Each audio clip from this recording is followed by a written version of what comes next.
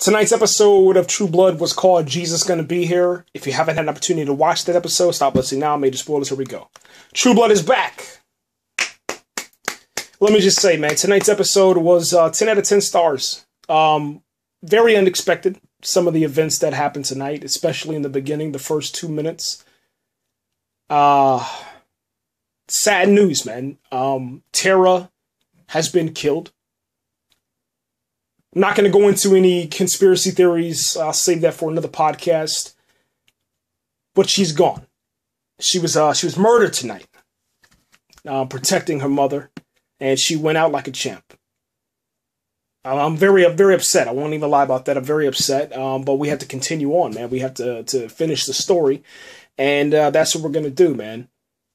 Season 6 left us off with the H-vamps heading into pretty much massacre any human that they can find. And it just so happens they have this party or gathering to where, you know, every human needs a vampire. Every vampire needs a human. They, you know, met with their humans and they got assigned numbers or whatever you want to say. And, you know, paired up in buddy teams. And they were just enjoying themselves. And all of a sudden, you know, all hell broke loose. And these vamps came and they murdered and killed and took people, man. Holly and Arlene, they're now missing. They're in that same location underneath the bar where Lafayette was once held. If you understand what I'm saying there, you should if you're a Trubies. It's kind of cool tonight. A lot of places that they went tonight were familiar with because of previous, I guess you could say, previous scenes from the previous seasons. So that was pretty dope. Not gonna lie about that. What was kind of cool, man, is to see that Bill and Andy, they're actually, I guess, teaming up again. There's now a little, I guess you could say a little bit of hard feelings or whatever, but they're teaming up to try to search for Holly and Arlene, and Bill is trying to, you know, rectify the situation. He's trying to, you know, without apologizing too much, you know. He obviously knows he's wrong. He understands. He has a little bit of guilt and remorse, and he's just trying to, you know, do the right thing. And they're trying to find the people that are take tonight, man. The Hep V is still, I guess you could say, running rampant inside of the vampires that are infected. The vampires that have a human are the ones that are not infected, and if you're a vampire that doesn't have a human, then you're most likely you're starving because all of the true blood is infected. So you can't get any, I guess you could say, real blood without being infected, man, which is kind of crazy. Bill, like I said before, took Andy, and now they're searching for Holly and Arlene. Jessica has to stay and take care of the 4-named fairy, okay? The girl that has 4 names, and, you know, the one that, the only surviving fairy sister, I guess you can say, because Jessica sucked them dry. And now she has to stay there and protect them. She's vowed to do that. She said that she's not going to hurt her again. And she's fulfilling that promise, man. I think Jessica's scenes were absolutely the best scenes for tonight because they kind of just showed, once again, her character is just, she's amazing as far as her craft, man, of acting. It was really, really good. There was this weird, strange vampire that was kind of hanging outside of Andy's house trying to get at the fairy. He was like, "What is that smell? Do you smell that? What is she?" And then Jessica screams out, "She's mine." And then they have this little standoff, this little face-off, pretty much until the sun rises. And then finally, the fairy girl, she, you know, Andy's daughter, she lets Jessica in. And now Jessica is in the house with the fairy, and you don't know how that's going to go. So we can look forward to that later on in the season.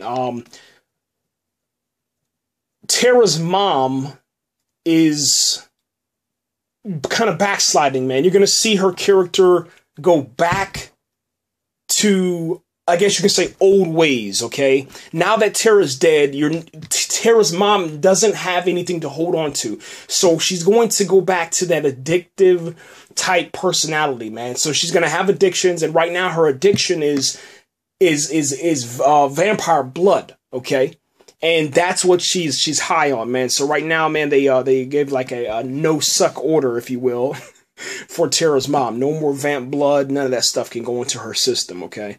And that's going to be very interesting to see where that goes. Sookie, her powers seem to be intensifying. I don't know if she's doing that on purpose. She just can't control anymore. Or maybe it's because the situation with how much violence and stuff is going on inside of the town, to where all of the thoughts of people are just so high and so intensified to where she can't shut off not hearing people. Or maybe she's just choosing to hear what they have to say, because there's only been one honest person, and this came from her mouth, only one honest person that has been able to tell her how they feel, and then that's obviously Tara's mom. She's like, get away from me, Sookie. Anybody and everybody that's around you dies. It's all your fault. Tara did nothing but love you, and then you pushed her away, etc., etc.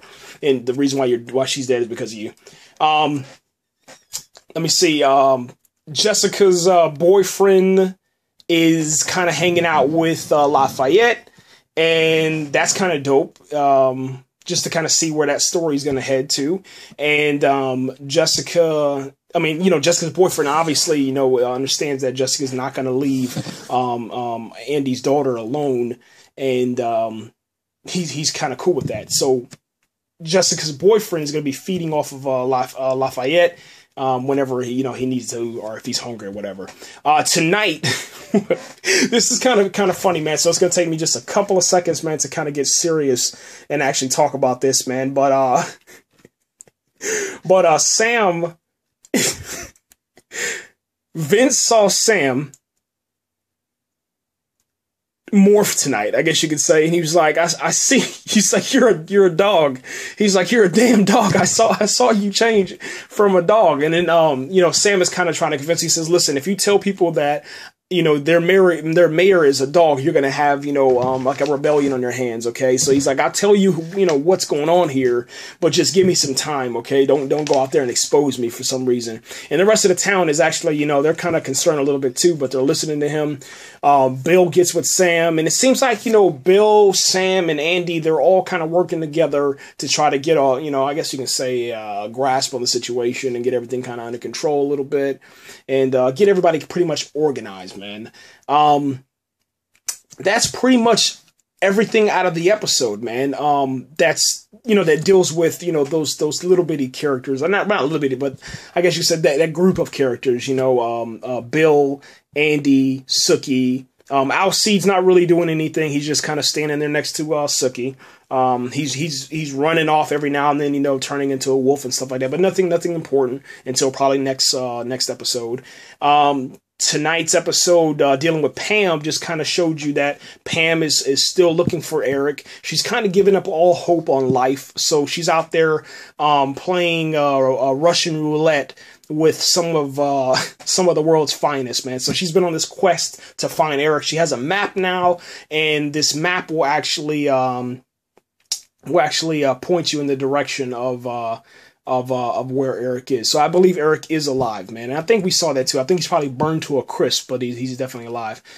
Something to kind of talk about and add to. Sookie was walking home, and she's looking in her purse, and her phone rings because Alcide had called, and she doesn't answer the phone.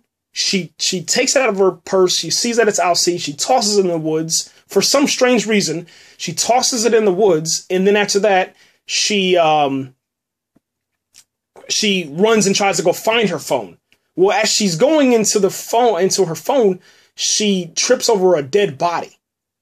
And the dead body, it looked like there was 2 or 3 bite marks inside of there.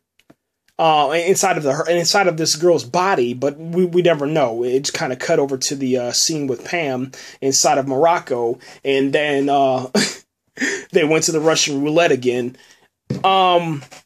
That's pretty much it, man. The episode really didn't kind of end on anything besides this one quote, I guess you can say, man, which was actually really, really good, man. They were inside the church. The whole entire town goes inside the church, and everybody's kind of thinking, like, man, I wish this situation would end.